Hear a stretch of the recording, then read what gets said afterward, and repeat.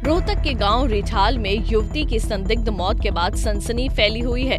युवती की मौत के बाद परिजनों द्वारा आनन फानन में उसका दाह संस्कार कर दिया गया, लेकिन पुलिस को युवती की हत्या करने की गुप्त सूचना मिली तो पुलिस की टीम शमशान घाट पहुंची और युवती की जलती चिता को पानी से बुझाकर जांच के लिए हड्डियां बाहर निकाली। दरअसल 20 वर्षीय युवती की फरवरी महीने में शादी हुई थी, लेकिन एक सप्ताह बाद ही उसकी ससुराल वालों से अनबन हो गई, जिसके चलते वो अपने मायके में ही रहने लगी।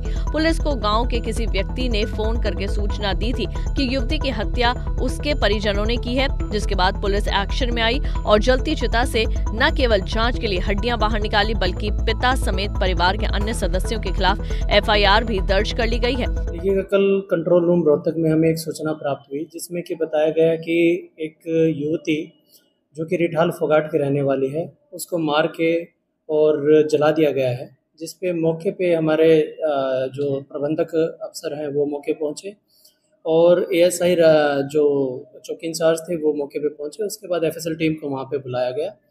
जो हालात पाए गए, जैसे घर पे जो उन्होंने बताया था, जो मकान मालिक थे, कि पंखे से लटक के जान दी है उसने। जो कोई मौका मुआयना किया गया, पंखा मौके पे नहीं पाया गया और जहाँ पे चिता में उसको जलाया गया था वहाँ से एफएसएल टीम ने कुछ सबूत बरामद किए हैं। मामला संदेहजनक है, जांच जारी है, जैसे ही तथ्य आएंगे आपको अवगत कराया जाएगा।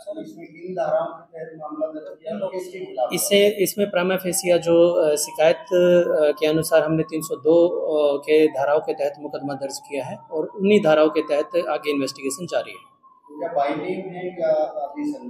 जी बिल्कुल, युवती के जो घर वाले हैं राजेंद्र और उनके परिवार के खिलाफ 302 का मुकदमा दर्ज है और उन्हीं पे आगे की इन्वेस्टिगेशन जारी है। राजेंद्र युवती का पिता है।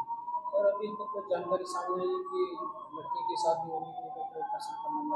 देखिएगा, प्राइमा फेसिया जो हमें सूचना मिली थी उसके अनुसार लड़की के कुछ शादी की जो हमें सूचना मिली थी, लेकिन उसमें जब तक तथ्य अच्छे तरह से खुल के नहीं आ जाते सामने, जब तक कहना मुश्किल है।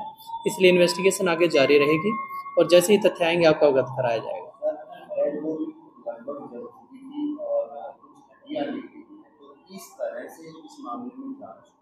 देखिए, जैसे मैंने आपको बताया कि जो चिता थी, चिता से एफएसएल की जो टीम थी हमारी, उसमें से कुछ हड्डियां हमें बरामद हुई।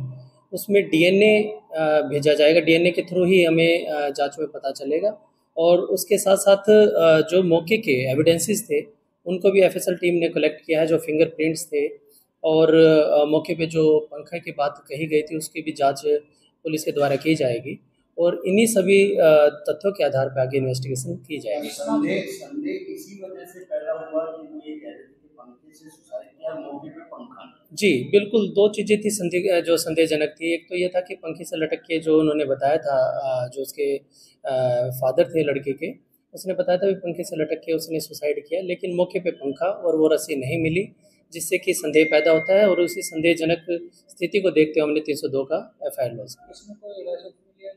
नहीं जी, अभी पूछताछ जारी है, इन्वेस्टिगेशन जारी है। अभी हम इसके बारे में नहीं कह पाएंगे।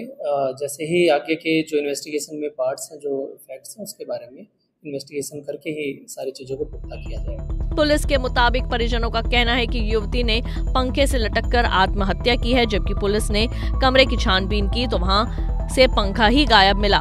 ऐसे में पुलिस को हत्या की आशंका है, मगर अभी तक कोई गिरफ्तारी नहीं की गई है। पुलिस का कहना है कि हड्डियों का डीएनए टेस्ट कराया जाएगा, जिसके बाद छानबीन और पूछताछ में जो भी सबूत सामने आएंगे उसी आधार पर आगे की कार्यवाही की जाएगी। रोहतक से दीपक भारद्वाज, पंजाब केसरी टीवी।